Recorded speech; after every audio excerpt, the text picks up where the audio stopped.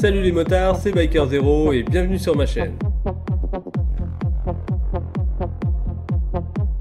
Dans cette vidéo, je vais vous proposer deux carburateurs par cylindrée pour tous les moteurs 4 temps de 50 à 212 cc. Tout d'abord, un petit rappel, ne vous fiez jamais au numéro qui est inscrit sur le carburateur. Sachez qu'un PZ26, un VM26 ou un 26 Smolk n'ont pas du tout la même puissance, même s'ils portent tous les trois le numéro 26. Il faut en réalité regarder le diamètre du boisseau, c'est la seule chose qui compte, car plus le boisseau est gros, plus il y a d'air et d'essence qui va passer dans le carburateur, et donc fournir plus de puissance. C'est aussi simple que ça.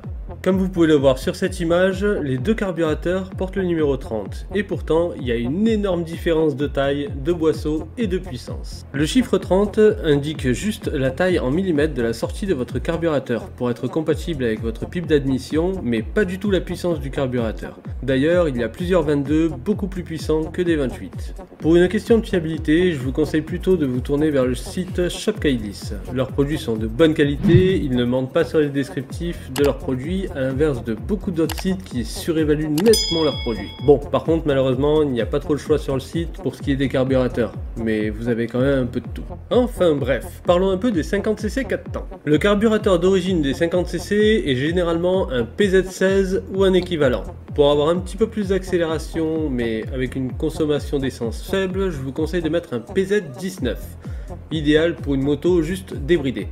Maintenant, pour avoir un maximum de puissance, je vous conseille le PZ26, là vous aurez un maximum d'accélération et quelques km/h en plus. Passons maintenant au 85 ou au 110cc, c'est la même chose.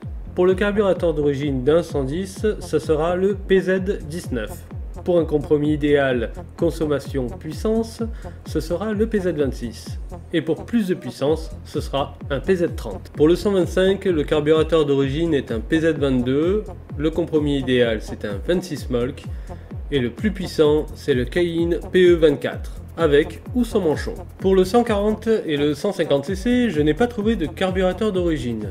Donc, le compromis idéal c'est le PE28, et pour le plus puissant, c'est un Mikuni VM26 spécial 4 temps.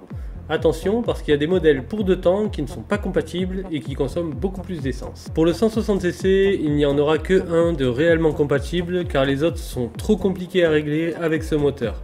Ce sera donc uniquement le PE28 avec un manchon. Et on va finir par le 190 et le 212cc, ce sont les mêmes pour la carburation, il leur faudra comme compromis idéal le PE28 et pour le plus puissant le PE30, là aussi avec un manchon.